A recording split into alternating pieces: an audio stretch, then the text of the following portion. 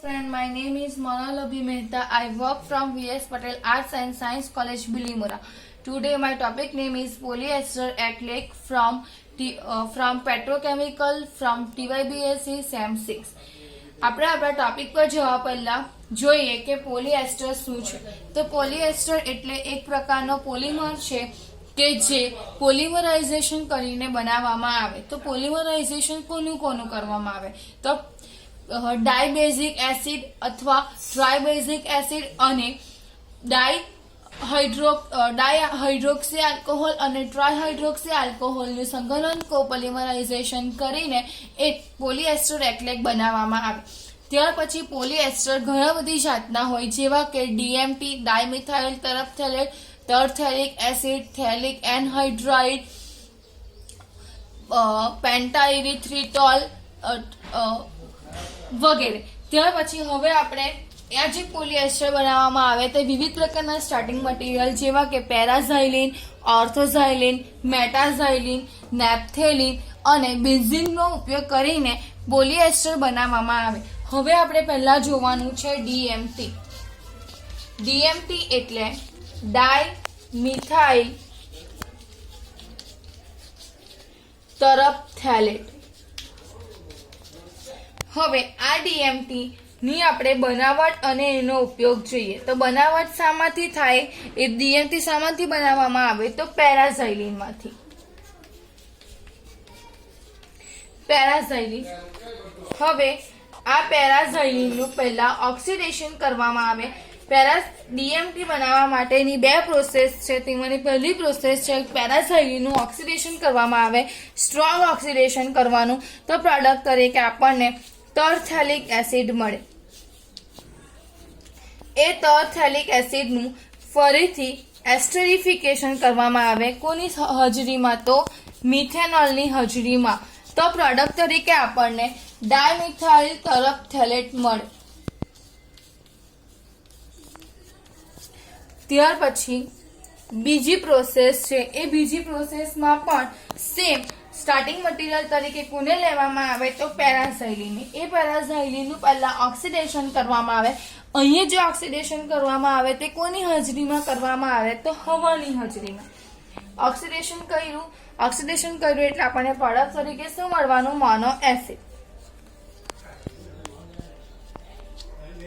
ત્યાર પછી એનું ફરીથી એસ્ટરિફિકેશન કરવામાં આવે મિથેનોલ વડે. તો પ્રોડક્ટ તરીકે આપણને મળે મોનોમિથાઇલ તરફથેલેટ.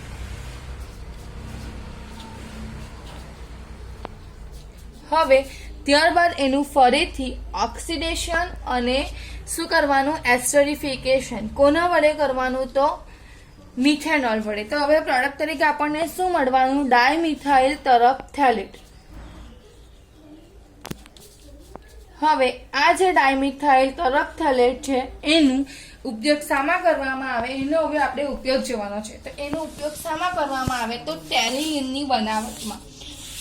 તમે અત્યાર સુધીમાં ઘણા બધા એવા રેસાઓ ભણ્યા હશો કે જેમાં ટેલિલિનને સ્ટાર્ટિંગ એટલે ટેલિલિનનો ઉપયોગ શામાં બનાવવામાં આવે તો ડીએમટીનો ઉપયોગ શામાં કરવામાં આવે તો ટેલિલિનની બનાવટમાં. હવે એ જે ટેલિલિન છે એ ટેલિલિનનો ઉપયોગ શામાં કરવામાં આવે તો કૃત્રિમ રેસાઓ બનાવવા માટે ટેલિલિનનો ઉપયોગ કરવામાં આવે.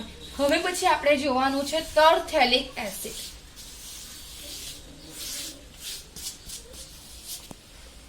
ટરથેલિક એસિડ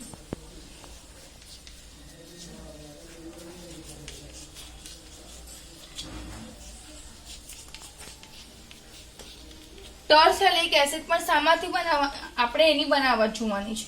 તો ટરથેલિક એસિડ શામાંથી બનાવવામાં આવે છે? પેરાઝાઇલિનમાંથી. હવે ટરથેલિક એસિડને બનાવવા માટેની ત્રણ પ્રોસેસ છે. આપણે ધીમે ધીમે ત્રણ પ્રોસેસ જોઈએ. ટરથેલિક એસિડને શામાંથી બનાવવામાં આવે છે? પેરાઝાઇલિનમાંથી. હવે પહેલી પ્રોસેસ, પેરાઝાઇલિનનું ઓક્સિડેશન કરવામાં આવે તો પ્રોડક્ટ તરીકે ટરથેલિક એસિડ મળે.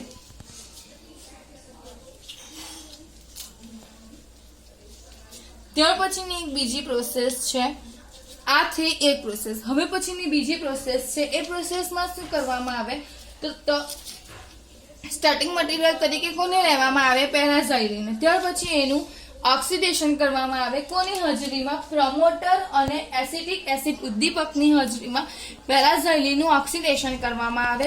ટેમ્પરેચર કેટલું મેન્ટેન કરવાનું હોય તો 110 થી 140 ડિગ્રી સેલ્સિયસ ટેમ્પરેચર, અને વાતાવરણ જે મેન્ટેન કરવાનું હોય તે કેટલું હોય? 30 દબાણે એની પ્રક્રિયા કરવામાં આવે. તો આપણને પ્રોડક્ટ તરીકે શું મળે? તો ક્રૂડ ટરફેલિક એસિડ મળે. ત્યાર પછી એનું વિવિધ નિસ્યંદન કરવામાં આવે. વિવિધ નિસ્યંદન કરીશું. નિસ્યંદન પ્રોસેસથી શું થાય કે આપણું જે આ ક્રૂડ છે તે શામાં ફેરવાઈ જશે? તો પ્યોર એટલે ક્રૂડ ટરફેલિક એસિડ છે એનું વિવિધ વિભાગીય નિસ્યંદન કરીને એને 99% પ્યોર ટરફેલિક એસિડ મેળવવામાં આવે. ત્યાર પછીની ત્રીજી પ્રોસેસ, આ જે પ્રોસેસ થઈ તે કઈ પ્રોસેસ હતી? Torre process. ત્યાર પછીની ત્રીજી પ્રોસેસ છે લ્યુમસ પ્રોસેસ. લ્યુમસ પ્રોસેસમાં પણ કોનો ઉપયોગ કરવાનો છે? તો પેરાઝાઇલિનનો. લ્યુમસ પ્રોસેસ, તો એ લ્યુમસ પ્રોસેસમાં બી પ્રોડક્ટ સ્ટાર્ટિંગ મટીરિયલ તરીકે કોને લેવાનું છે? પેરાઝાઇલિન. એ પેરાઝાઇલિનનું પહેલા એમિનો ઓક્સિડેશન, એમોક્સિડેશન એટલે શું કરવામાં આવે? તો પેરાઝાઇલિન છે એની કોની વડે પ્રક્રિયા કરવામાં આવે? એમોનિયા અને ઓક્સિજન વડે પ્રક્રિયા કરીશું તો પ્રોડક્ટ તરીકે આપણને મળશે પેરાટોલ્યુનોનાઇટ્રાઇલ. એ પેરાટોલ્યુનોનાઇટ્રાઇલનું ફરીથી ઇમોક્સિડેશન કરવામાં આવશે કોના વડે? એમોનિયા અને ઓક્સિજન વડે પ્રક્રિયા કરીશું તો પ્રોડક્ટ તરીકે આપણને નાઇટ્રાઇલ મળશે. અને એ નાઇટ્રાઇલનું જો વિભાજન કરીએ તો પ્રોડક્ટ તરીકે આપણને મળે ટરફેલિક એસિડ. તો આપણે જોયું તે પ્રમાણે ટરફેલિક એસિડને પણ કોનામાંથી બનાવવામાં આવે છે? પેરાઝાઇલિનમાંથી. હવે પછી જોવાનું છે ત્રીજું, થેલિક એનહાઇડ્રાઇડ. આપણે જોયું તે પ્રમાણે DMT એટલે ડાયમિથાઇલ ટરફથેલેટ અને ટરફેલિક એસિડ કોનામાંથી બનાવવામાં આવે છે? તો પેરાઝાઇલિનમાંથી. હવે આપણે જોવાનું છે થેલિક એનહાઇડ્રાઇડ. એ થેલિક એનહાઇડ્રાઇડ કોનામાંથી બનાવવામાં આવે? તો નેફ્થેલિન અને ઓર્થોઝાઇલિનમાંથી. તો પહેલી થેલિક એનહાઇડ્રાઇડ છે તેને બે તરીકે બનાવવામાં આવે. બે સ્ટાર્ટિંગ મટીરિયલનો ઉપયોગ કરીને બનાવવામાં આવે. પહેલું છે નેફ્થેલિન અને બીજું છે ઓર્થોઝાઇલિન. આપણે પહેલા જોઈએ નેફ્થેલિન. આ જે નેફ્થેલિન છે એ નેફ્થેલિનનું ઓક્સિડેશન કરવાનું કોની હાજરીમાં? તો વેનેડિયમ ઓક્સાઇડ ઉદ્દીપકની હાજરીમાં. તો પ્રોડક્ટ તરીકે શું મળશે? થેલિક એનહાઇડ્રાઇડ. ત્યાર પછી બીજી પ્રોસેસ છે, તમે જોયું તે પ્રમાણે કે નેફ્થેલિનનું ઓક્સિડેશન કર્યું અને પ્રોડક્ટ તરીકે આપણને થેલિક એનહાઇડ્રાઇડ મળ્યું. એવી જ રીતના બીજી પ્રોસેસ છે થેલિક એનહાઇડ્રાઇડ બનાવવા માટેની ઓર્થોઝાઇલિનમાંથી. ઓર્થોઝાઇલિનનું પણ ઓક્સિડેશન કરવાનું વેનેડિયમ ઓક્સાઇડ ઉદ્દીપકની હાજરીમાં 350 થી 450 ડિગ્રી સેલ્સિયસ ટેમ્પરેચર વેનેડિયમ ઓક્સાઇડની હાજરીમાં. તો આપણને પ્રોડક્ટ તરીકે શું મળશે? થેલિક એનહાઇડ્રાઇડ. હવે થેલિક એનહાઇડ્રાઇડ બનાવવા માટે ઘણી વખતે ઓર્થોઝાઇલિનનો પણ ઉપયોગ કરવામાં આવે. કેમ?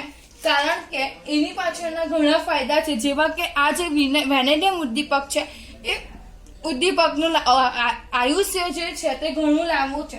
ત્યાર પછી એ પેરાઝાઇલિનમાંથી જે આપણને થેલિક એનહાઇડ્રાઇડ જે મળવાનું છે તે આપણને એનો જે દર છે તે કેવો છે? એકદમ નીપજનો દર છે, એકદમ મોટો છે. ત્યાર પછી નેફ્થેલિન અગર ઓર્થોઝાઇલિનને ફીડ સ્ટોક તરીકે પણ વાપરવાની ક્ષમતા. અને ત્યાર પછી ઓછી ઉત્પાદન શક્તિ. એટલે ઓછી કિંમતે આપણને ઉત્પાદન વધારે મળે તે ઉત્પાદન વધારે મળે. બરાબર. હવે આપણે જોઈએ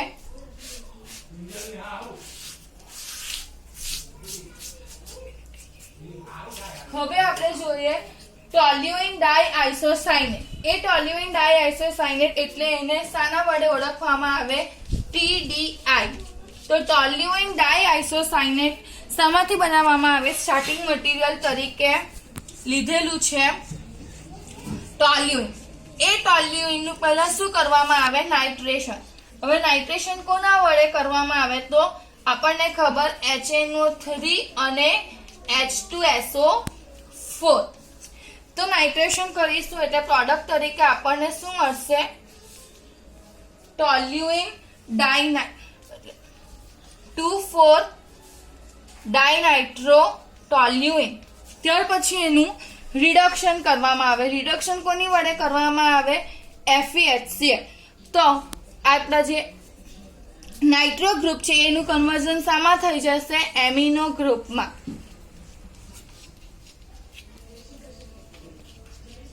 હવે ત્યાર પછી આ જે પ્રોસેસ છે એ પ્રોસેસને ફોસ્જીન વડે, ફોસ્જીન એટલે COCl2 વડે એની પ્રક્રિયા કરવામાં આવે તો પ્રોડક્ટ તરીકે આપણને મળે છે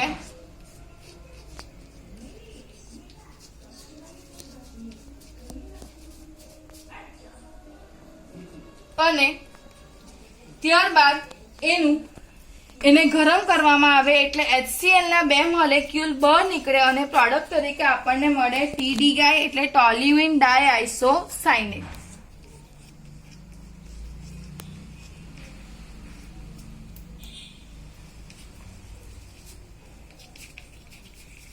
આ ટોલ્યુઇન ડાઇઆઇસોસાયનેટ નો ઉપયોગ વિવિધ આઇસોસાયનેટ જેવા કે MDI, HDI અને PMDI બનાવવા માટે એનો ઉપયોગ કરવામાં આવે. Thank you.